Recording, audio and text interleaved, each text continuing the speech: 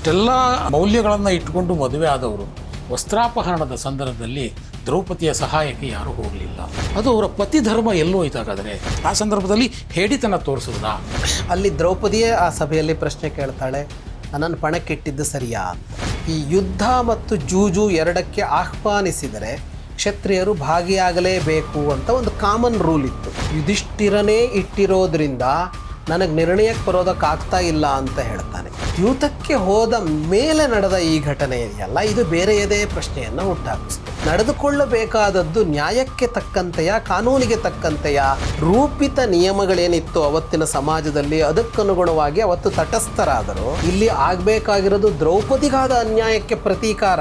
So ಆದರೆ ವಿವಾಹವಾದ ಹೆಂಡತಿಗೆ ಅವಮಾನ ಆಗ್ತಾ ಇದೆ ಅಂದಾಗ ದುರ್ಯೋಧನನ ಆಸ್ಥಾನದಲ್ಲಿ ವಸ್ತ್ರಾಪಹರಣದ ಸಂದರ್ಭದಲ್ಲಿ ಇಷ್ಟೆಲ್ಲ ಹಿನ್ನೆಲೆ ಇದೆ. ದ್ರೌಪದಿಯನ್ನು ಮದುವೆ ಆಗಲಿಕ್ಕೆ ಏನೇನೆಲ್ಲ ಆಯಿತು ಅಂತೆಲ್ಲ, ಅಷ್ಟೆಲ್ಲ ಮೌಲ್ಯಗಳನ್ನು ಇಟ್ಟುಕೊಂಡು ಮದುವೆ ಆದವರು ವಸ್ತ್ರಾಪಹರಣದ ಸಂದರ್ಭದಲ್ಲಿ ದ್ರೌಪದಿಯ ಸಹಾಯಕ್ಕೆ ಯಾರೂ ಹೋಗಲಿಲ್ಲ.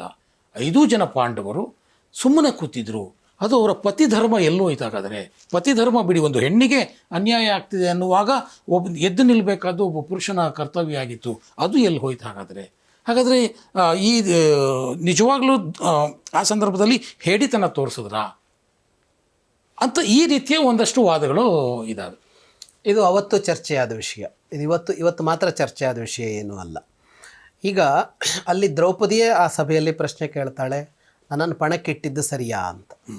ಅವಳು ಕೇಳುವಾಗ ಒಂದು ಟೆಕ್ನಿಕಲ್ ಕೇಳ್ತಾಳೆ. ಮೊದಲು ಅವನು ಸೋತು ಆಮೇಲೆ ನನ್ನನ್ನು ಪಣಕ್ಕಿಟ್ಟಿದ್ದು ಸರಿಯಾ ಅಂತ ಅವಳು ಕೇಳ್ತಾಳೆ.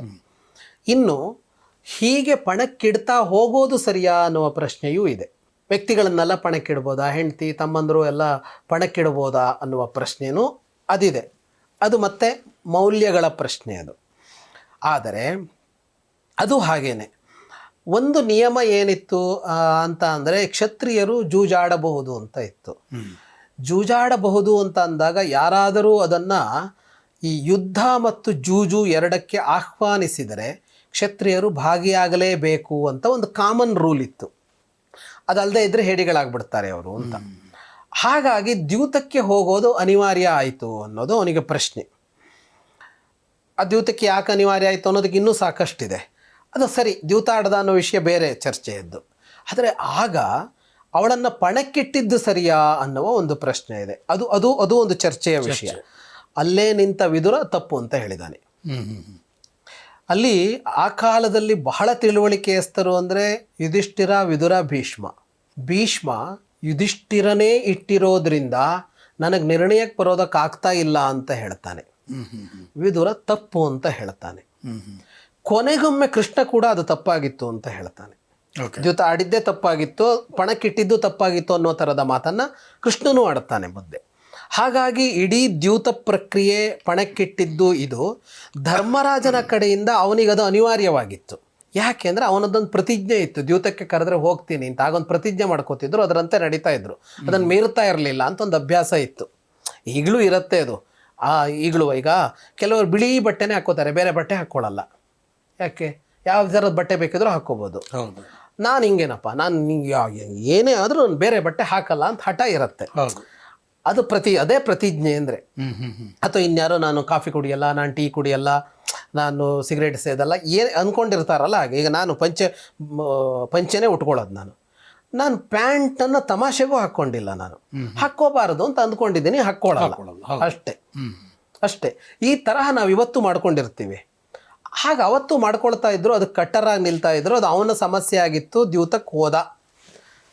ದ್ಯೂತಕ್ಕೆ ಹೋದ ಮೇಲೆ ನಡೆದ ಈ ಘಟನೆ ಇದೆಯಲ್ಲ, ಇದು ಬೇರೆಯದೇ ಪ್ರಶ್ನೆಯನ್ನು ಹುಟ್ಟಾಕಿಸ್ತು. ವಸ್ತ್ರಾಪಹರಣಕ್ಕೆ ಅಂತ ಮುಂದಾಗಿದ್ದು. ಈ ವಸ್ತ್ರಾಪಹರಣ ಮಾಡು ಅಂತ ಹೇಳಿದ್ದು ಕರ್ಣ. ಮಹಾಭಾರತದಲ್ಲಿ ಕಾಣುವ ಅತ್ಯುತ್ಕೃಷ್ಟ ವ್ಯಕ್ತಿತ್ವಗಳಲ್ಲಿ ಕರ್ಣನೂ ಒಬ್ಬ. ದಾನಿ, ವಿದ್ಯಾವಂತ, ಒಳ್ಳೆ ಯೋಧ, ಎಲ್ಲವೂ ಹೌದು. ಆದರೆ ಅಲ್ಲಿ ಮಾತ್ರ ದುಶ್ಯಾಸನನಿಗೆ ಅವಳು ಬಟ್ಟೆ ಎಳೆದಾಕು ಅಂತ ಹೇಳಿಬಿಡ್ತಾನೆ.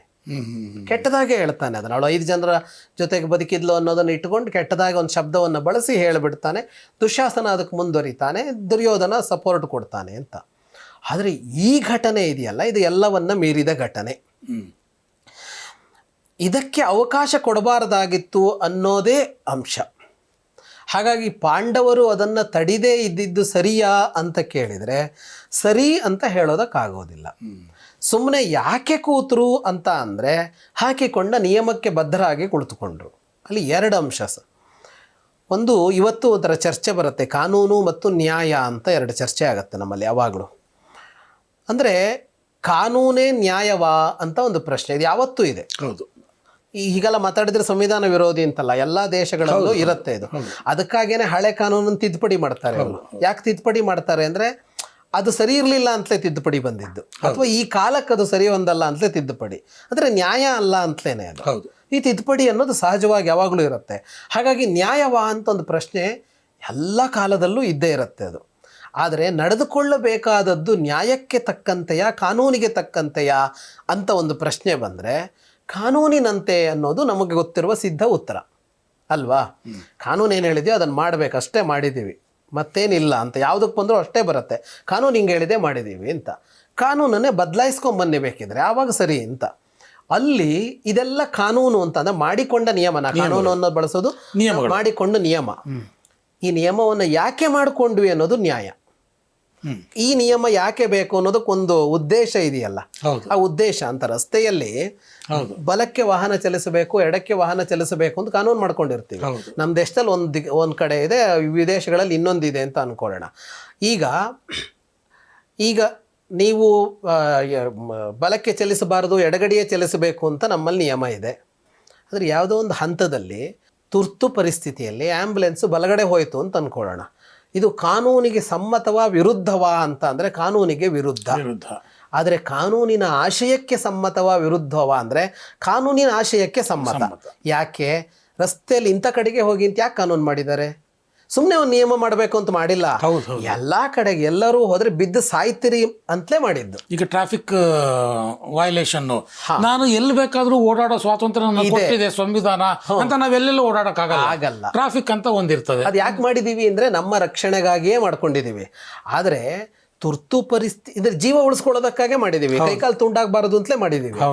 ತುರ್ತು ಪರಿಸ್ಥಿತಿಯಲ್ಲಿ ಜೀವವೇ ಹೋಗುತ್ತೆ ಅಂತ ಅಂದರೆ ನೀನು ಎಲ್ಲಿ ಬೇಕಿದ್ರೂ ಹೋಗ್ಬೋದು ಅನ್ನೋದು ನ್ಯಾಯ, ಕಾನೂನಲ್ಲದೆ ಇರ್ಬೋದು. ಅಂದರೆ ಕಾನೂನಿನ ಉದ್ದೇಶ ಅಲ್ಲಿ ಈಡೇರಿದೆ, ಹಾಗಾಗಿ ಅದನ್ನು ತಪ್ಪು ಅಂತ ನಾವು ಹೇಳೋದಿಲ್ಲ ಅಂತ. ಹಾಗೆ ಇಲ್ಲಿ ಆ ಪಣಕ್ಕಿಟ್ಟು ಗೆದ್ದ ಮೇಲೆ ಅವ್ರು ಏನು ಬೇಕಿದ್ರೂ ಮಾಡ್ಬೋದು ಅನ್ನೋದು ಕಾನೂನಾಗಿರ್ಬೋದು. ಆದರೆ ಹಾಗೆ ಯಾರನ್ನು ಹೇಗೆ ಬೇಕಿದ್ರೂ ಬಳಸೋಕ್ಕಾಗಲ್ಲ ಅನ್ನೋದು ನ್ಯಾಯ ಅಂತ. ಅವನು ನಿನ್ನ ಅಧೀನ ಆಗಿರ್ಬೋದು, ಒಬ್ಬನ ಅಧೀನ ಅಂತ ಏನೂ ಮಾಡೋಕ್ಕಾಗಲ್ಲ ಅಂತ. ಈ ಹಕ್ಕು ಯಾವತ್ತೂ ಇದೆ ಅಂತ. ಈಗ ಒಬ್ಬ ಬಾಸ್ ಇದ್ದಾನೆ, ಅವನ ಕೆಳಗೆ ಏನು ಬೇಕಿದ್ರೂ ಮಾಡ್ಬೋದಾ ಅಂತ. ಈ ಗುಲಾಮಗಿರಿಯ ಕುರಿತು ಒಂದು ನಡೆಯುತ್ತಲ್ಲ ಯಾವಾಗಲೂ. ಬಾಸ್ ಅಸಿಸ್ಟೆಂಟ್ ಅನ್ನೋದು ಮನುಷ್ಯ ಜನಾಂಗ ಬದುಕಿರೋವರೆಗೂ ಅಸ್ತಿತ್ವದಲ್ಲಿರುತ್ತೆ. ಆದರೆ ಅದು ಯಜಮಾನಿಕೆ ಗುಲಾಮಗಿರಿ ಅಲ್ಲ ಅಂತ. ಒಂದು ಹಂತ ಮೀರಿದ್ರೆ ಅದು ಗುಲಾಮಗಿರಿ ಯಜಮಾನಿಕೆ ಆಗತ್ತೆ. ಒಂದು ಹಂತದ ಒಳಗಿದ್ರೆ ಅದು ಬಾಸ್ ಮತ್ತು ಅಸಿಸ್ಟೆಂಟ್ ಅದು ಇರಲೇಬೇಕು. ಒಂದು ಹೈರಾರ್ಕಿ ಬೇಕೇ ಬೇಕು. ಒಬ್ಬ ಹೇಳಬೇಕು, ಒಬ್ಬ ಕೇಳಬೇಕು. ಎಲ್ಲರೂ ಹೇಳ್ತೀವಿ ಅಂದರೆ ನಡೆಯೋಲ್ಲ ಅಲ್ವಾ. ಈ ಗೆರೆ ಇದೆಯಲ್ಲ, ಈ ಗೆರೆ ಮೀರಬಾರದು. ಈ ಗೆರೆ ಎಷ್ಟು ಸೂಕ್ಷ್ಮ ಇರುತ್ತೆ ಅಂದರೆ ಗೊತ್ತೇ ಆಗಲ್ಲ ಅವನು ಯಾವಾಗ ಇವನು ಅಸಿಸ್ಟೆಂಟ್ ಆಗಿದ್ದ, ಯಾವಾಗ ಗುಲಾಮ ಆಗಿಬಿಟ್ಟ ಅಂತ ಗೊತ್ತಾಗಲ್ಲ ಅಂತ. ಇಲ್ಲಿ ನಡೆದಿದ್ದೇನು ಅಂತ ಅಂದರೆ ನೀನೀಗ ಪಣಕ್ಕೆದ್ದು ಗೆದ್ದಿರ್ಬೋದು ಅಂತ ಅಂದರೆ ತುಂಬು ಸಭೆಯಲ್ಲಿ ಬಟ್ಟೆ ಬಿಚ್ಚಬೋದು ಅಂತ ಅಲ್ಲ, ಏನೂ ಅಲ್ಲ ಅಂತ. ದಾಸಿ ಅಂದರೆ ನೀನು ಬೇಕಾದಂಗೆ ಬಳಸ್ಕೋಬೋದು ಅಂತಿಲ್ಲ ಅಂತ. ಅದನ್ನು ಅವ್ರು ಹೋಗಿಬಿಟ್ರು.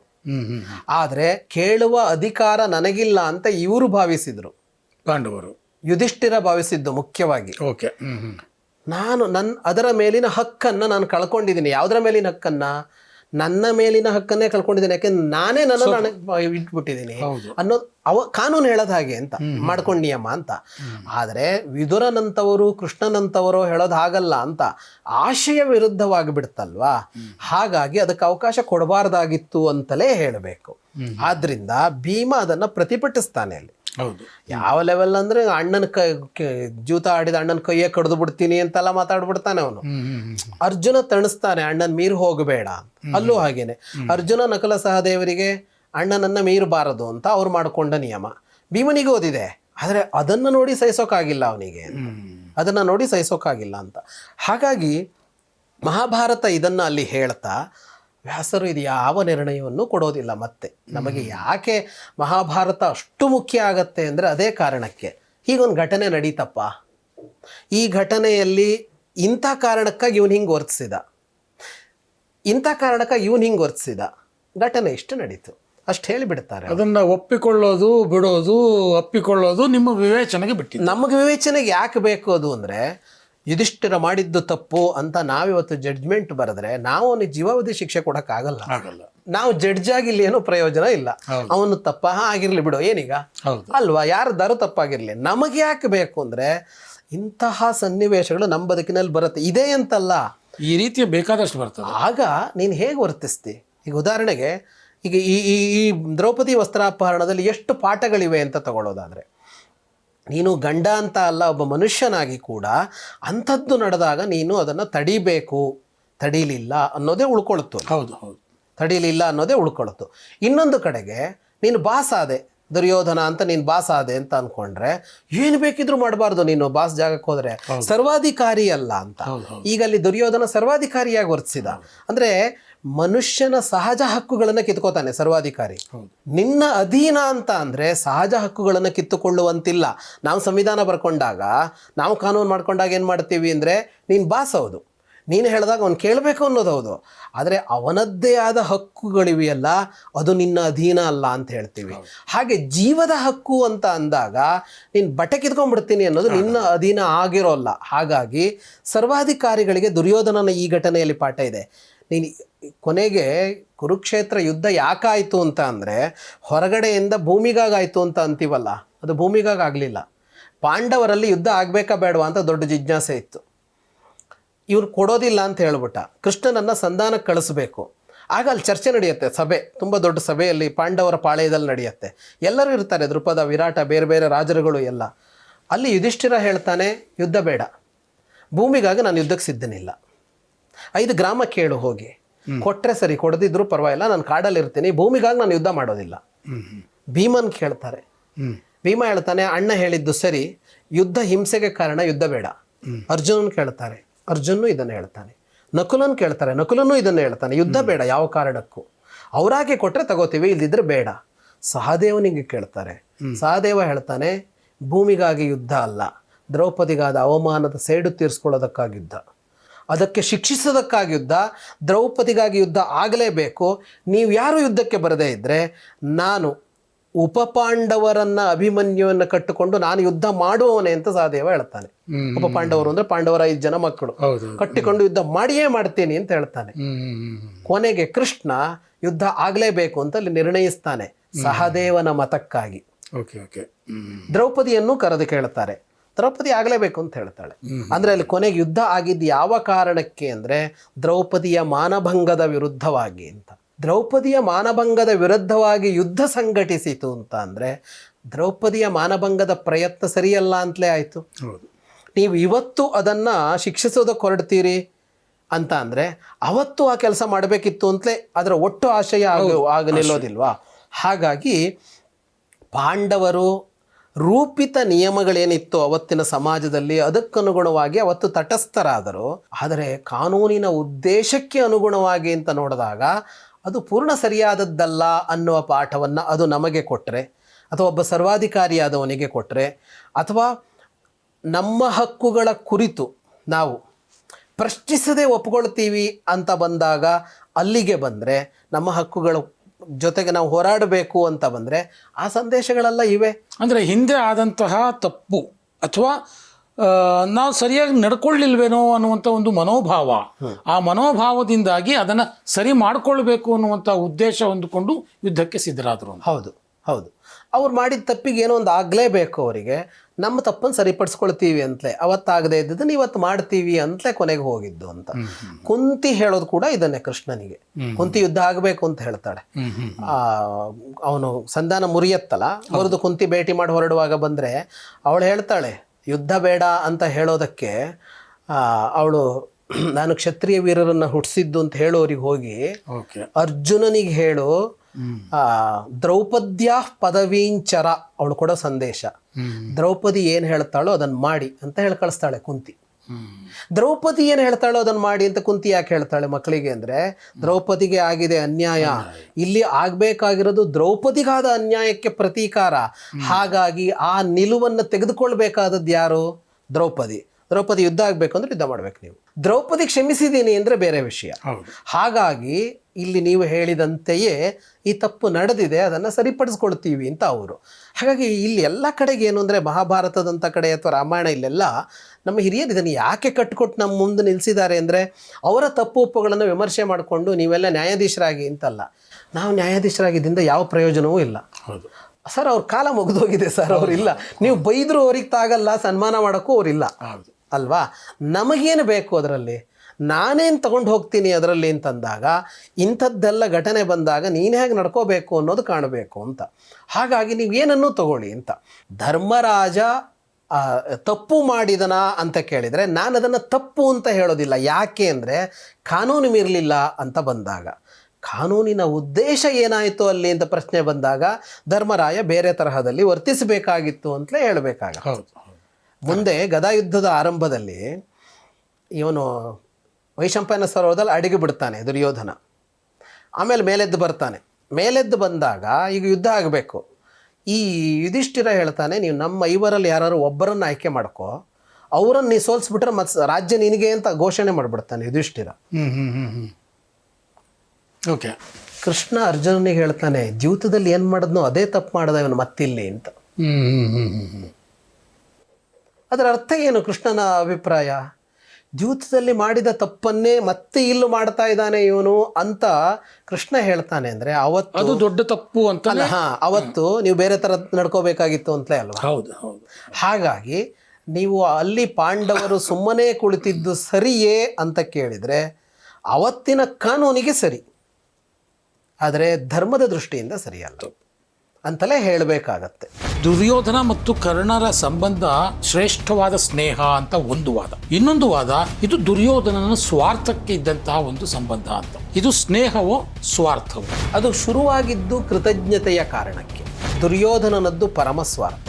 ಅವನಿಗೆ ಅವನ ಸುತ್ತ ಇರುವ ಅಷ್ಟು ಅವನ ಉಪಯೋಗಕ್ಕಾಗೇ ಇರೋದು. ಕರ್ಣ ಆಮೇಲೆ ಅದನ್ನು ತಿರುಗಿಸ್ಕೊಂಡ್ಬಿಟ್ಟ ಬೇರೆ ಕಡೆಗೆ.